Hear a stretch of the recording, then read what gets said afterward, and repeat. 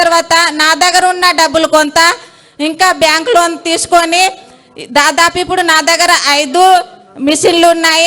నాతో పాటు 5గురికి నేను 15,000 జీతం ఇస్తూ నా ఆదాయం వచ్చేసరికి 40,000 దాకా నెలకు మిగులుతుంది.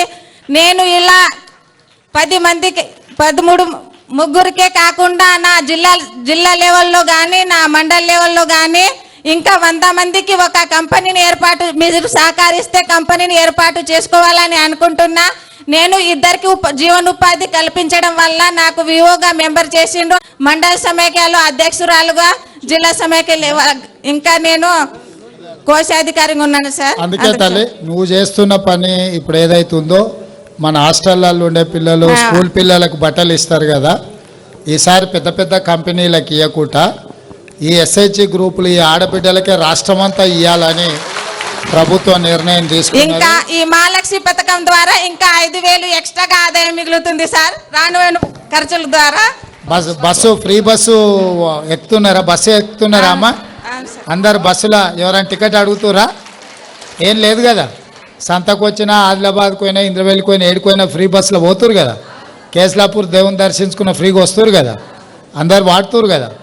కానీ నిన్నమన్న బీఆర్ఎస్ వాళ్ళు ఆడపిల్లలకు ఫ్రీ బస్సు వద్దు, బంధు పెట్టుర్రి, ఆటో వాళ్ళకు వెళ్తలేవు అని చెప్పి రోజు పంచాయతీ పెట్టిరమ్మ.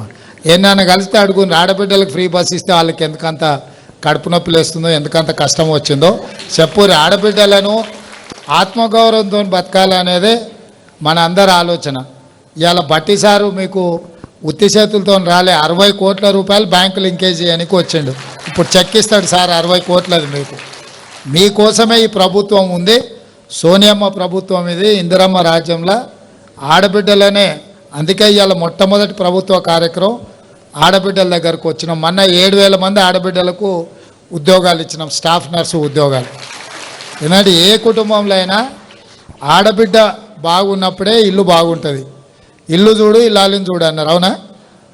మరి ఇల్లు మంచిగా ఉండాలంటే ఇల్లాలు మంచిగా ఉన్నప్పుడే మంచిగా ఉంటుంది. అందుకే ఈసారి ప్రభుత్వము ఈ బట్టలు కుట్టేది నువ్వు చిన్న స్థాయిలో చేస్తున్నావు కదమ్మా, రాష్ట్రం అంతా ఈ సంఘాలకే బట్టలు కుట్టే మొత్తం ఇవ్వాలని అనుకుంటున్నాం. దానికి సంబంధించిన మిషన్లో మొత్తం అంతా కంపెనీలోకి ఇచ్చేది ఆపి మీకే ఇవ్వాలన్న ఆలోచన చేస్తున్నాం.